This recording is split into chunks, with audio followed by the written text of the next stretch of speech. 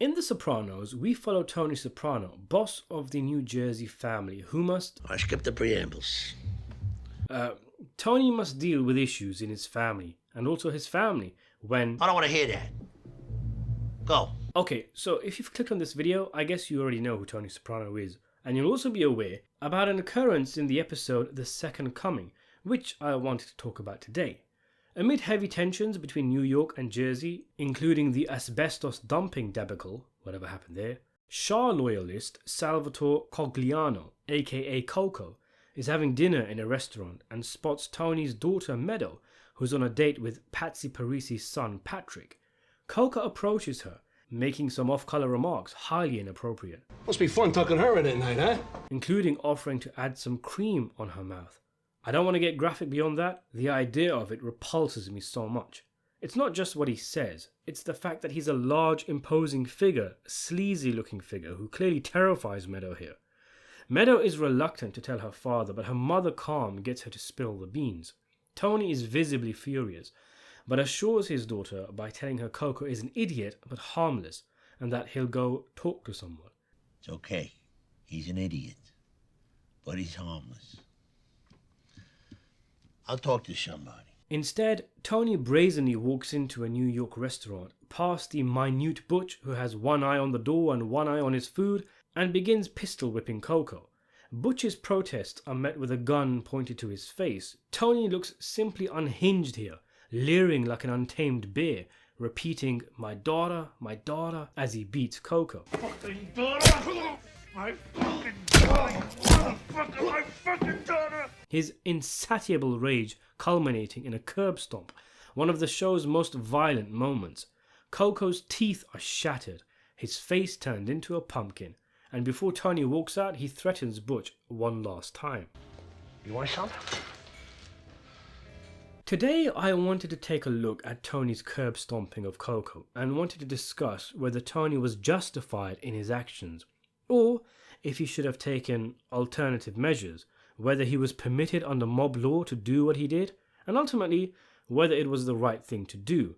It's a surprisingly complex situation with different variables at play, and one where we could all come away with different conclusions. Before we continue, look at this fucking lineup. You want some? Channel memberships at a capo level will get immediate access to more than 50 member-only and early access videos. Consider becoming one if you enjoy the videos I make. Channel memberships. Lot of money in this shit. There's several interesting factors surrounding the Coco incident. I always found it interesting that though Coco says what he says, presumably to intimidate Meadow, he never tells her who he is.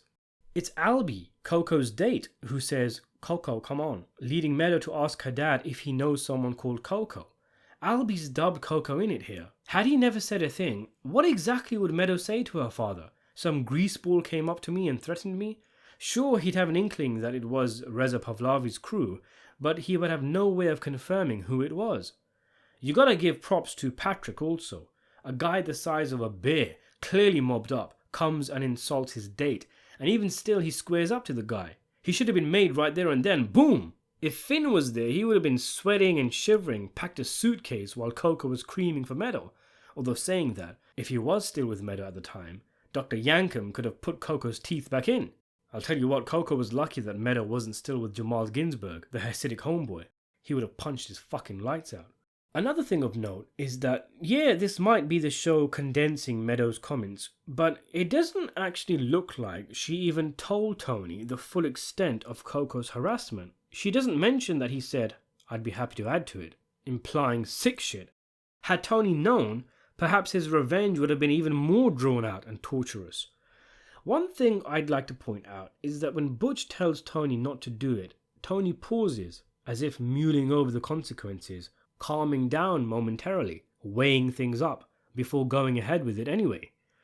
I always wondered if Coco died from the beating, providing we never see Coco again. I mean, how on earth could someone survive that? The boot to the back of the head alone would have surely caused brain damage. And maybe it did, but a scene between Tony and Carmine Jr. later on establishes that Coco didn't die. You almost killed the guy. I should have killed him. So he survived, but we can assume he isn't exactly in a position to be harassing women anymore. He's a shopping cart. from here on out. There's an enthralling, cathartic, wish fulfillment element to the curb stomp, much like in Goodfellas when Henry beats the guy who was saying things to Karen.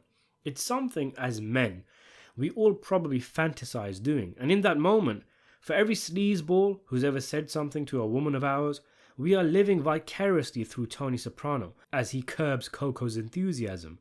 I have daughters, and the idea of someone harassing them, as Coco did, is sickening, and thus, as violent as it is, the Coco curb stomp is one of the most energizing moments in the show, and a showcase of why exactly Tony Soprano is such a compelling character, because he allows us to appeal to the good, the bad, and the ugly of our own personalities, to allow us to savor moments where he goes beyond the law, but not beyond our own moral compass. In other words, any father whose daughter is harassed is going to want to deliver sweet retribution, but Tony, in his capacity as a mob boss, is in a position to actually deliver it, not just fantasize about it, as I talked about in detail in my video, The Genius of Boca. It's a TV program, a movie, and it allows us to have a little power fantasy. And if we're honest, that's all it would be for most of us, a fantasy. Because, let's be honest, as easy as it is to say, if someone touched my daughter, I'd do this and this and this. How many of us would actually go that far? Coco's comments were disgusting, and yes, some of us would get verbal, some of us would even get physical, but many of us would be reduced to simply calling the cops and filing a harassment claim. And when you consider Coco is a mobster in a huge New York family, the fact that you could risk going to prison and leaving your daughter out there in the wilderness, the fact that Coco's friends could come back on you and your family, how many of us, if we're honest, would actually do nothing? Forced to sit still and take it. Real greaseball shit. What was Coco even thinking? Why did he do it? He wants to unalive himself. Pills are a lot easier. My interpretation was that it wasn't a calculated attempt to intimidate Tony, not consciously anyway. The way I saw it, tensions between the two families were high, and earlier in the episode, it's established Tony took Butch and Coco's jobs off a construction site payroll, leading the duo to beat the foreman and take money from him, Coco saying, Tony Soprano owes you $320. So Coco already hates Tony. His anger is exacerbated by the construction issue, and then at a restaurant, maybe a little drunk, he spots Tony's daughter and without a real clear goal in mind, seizes on an opportunity to get one over Tony by scaring and intimidating his daughter, not really thinking it through. As mentioned, he never mentioned his name. It was Albie. But then again, it's not as if he panicked when Albie said it. Maybe this was a message he wanted to send to Leadbelly. It's crazy that Coco thought he'd be able to get away with harassing a boss's daughter, but it's important to note the sense of security New York had that went all the way back to Carmine Sr. festering the culture that the Sopranos were a glorified crew.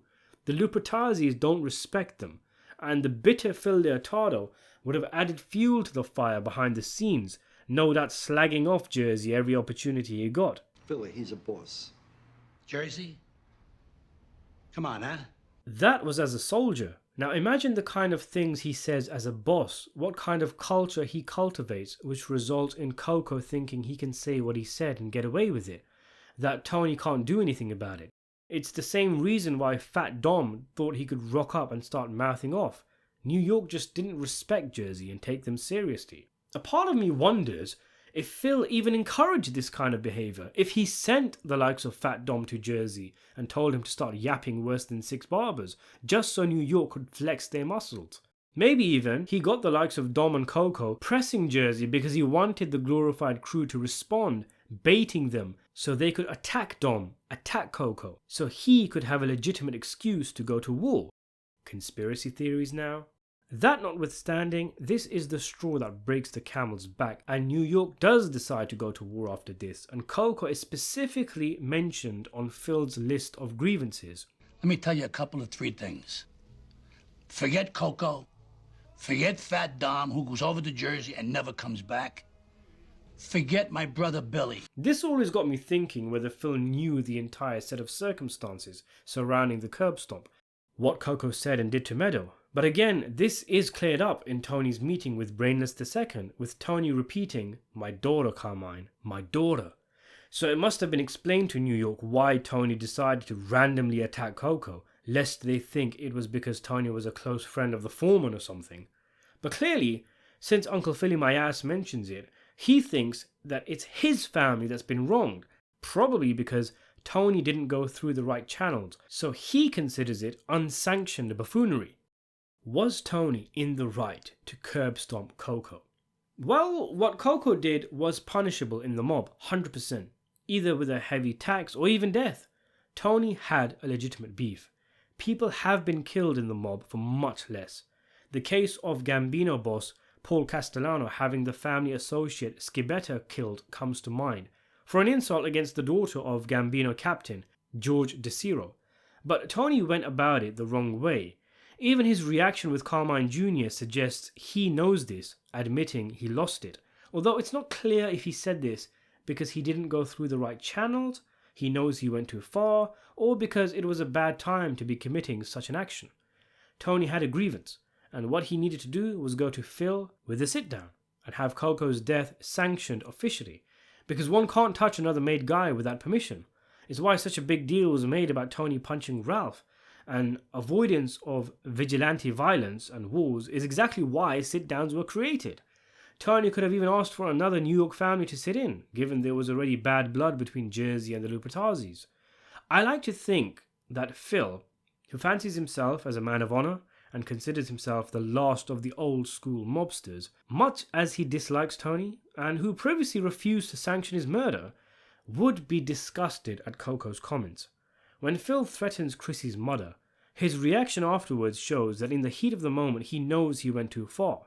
He also throws that New York soldier a furious look when he makes the sheep comment. So perhaps on a level, if Tony comes into Phil's place, heaving and breathing, making demands, Phil would placate him.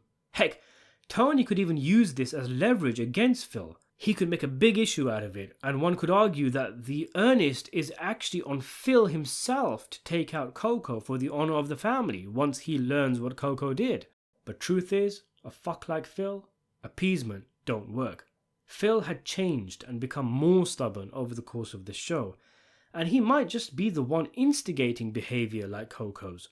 He will remember the Blundetto situation where Tony denied him retribution. He remembers how Tony harbored Vito instead of taking him out. He'll know Tony never had the makings of a varsity athlete, and as such, he may have denied Tony's request if Tony demanded Coco's whacking. Just before the Coco incident in the same episode, Tony and Phil have that meeting where Phil is condescending and hard-lining Tony, giving that compromise speech, calling him Charles Schwab, and the family of Early Man laugh Tony out of the room. What if Tony asked for Coco on a spit and Phil said no? What then? What, you telling me you never pondered that?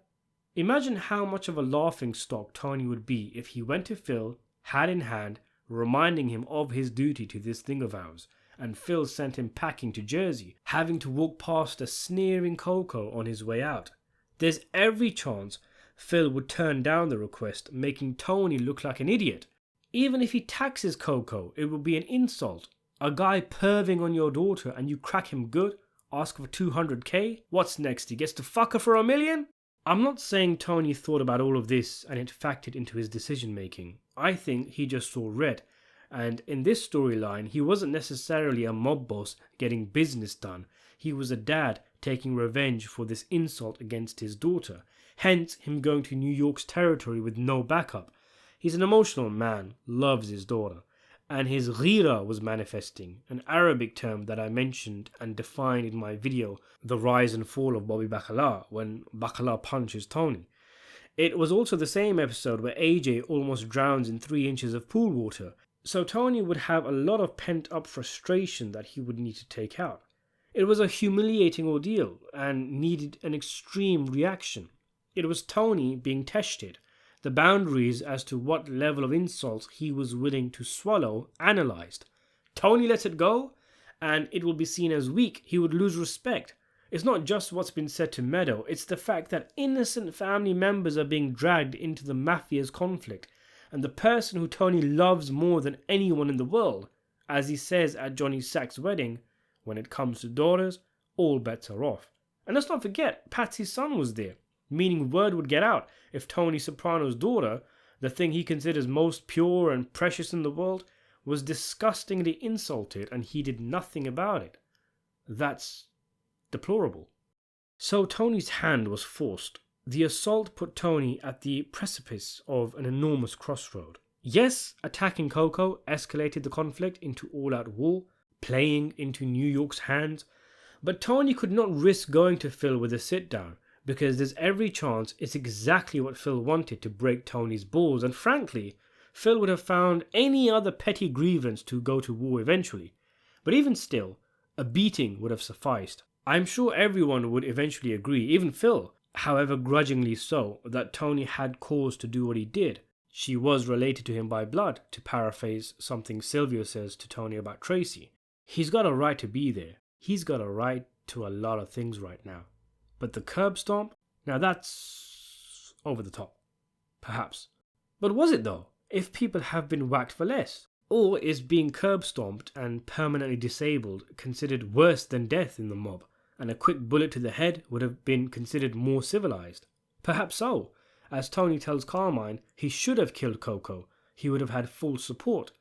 Ultimately, it shows that the rules of the mob are not as rigid as they might first appear, and there's all sorts of factors that come into play. I mean, Phil had Vito killed without Tony's okay, for example, and gave him a humiliating death. Well, then again, Phil would argue he came to Tony multiple times, who shrugged the issue off, so took care of business himself. Interestingly, Sammy Gravano, aka Sammy the Bull, ex-mafia enforcer turned YouTuber, told a story of a mobster's woman being insulted and him going to the higher-ups to get an okay on the guy, and they in fact chastised him, telling him he should have taken the guy out beforehand, then come to the higher-ups and explaining why, and he would have been forgiven. But going through the channels, it made the guy look weak. Now this really throws a spanner into the works, because this would essentially suggest that Tony was completely in the right in terms of mob law, by taking action first and talking later. And if you want my opinion, looking at all the factors at play, Phil's rigidness, the brazenness of Coco, I think Tony did the right thing in going direct. But I think he went too far with the curb stomp. The pistol whipping was enough. Given, yes, I know it was bad, but ultimately it was only a few comments and a touch. It would have even been better for him to kill him, rather than for New York to have this constant enduring reminder, coma, hospital bills and all, of this incident. Coco would forever be walking around New York as a constant reminder of how New York had allowed a Jersey guy to do this and get away with it. How about that prick's face when he got stomped? We can talk all day about the rules, who was right morally, what the manly thing was to do, what mob law dictates, who's turf, who's appraiser, but ultimately, I think, much of the actions of mobsters are dictated by a might is right attitude. If you can, you do. Coco thought he could insult a boss's daughter because said boss is too weak to do anything about it, so he did it.